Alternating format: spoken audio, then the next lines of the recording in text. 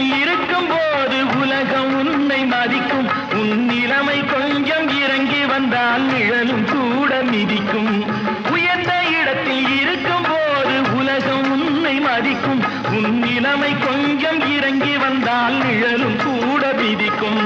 மதியாதார் தலைவாசல் மிதிக்காதே என்று மானமுள்ள மனிதனுக்கு அவ்வை சொன்னது. அது அவ்வை சொன்னது, அதில் அர்த்தம் உள்ளது.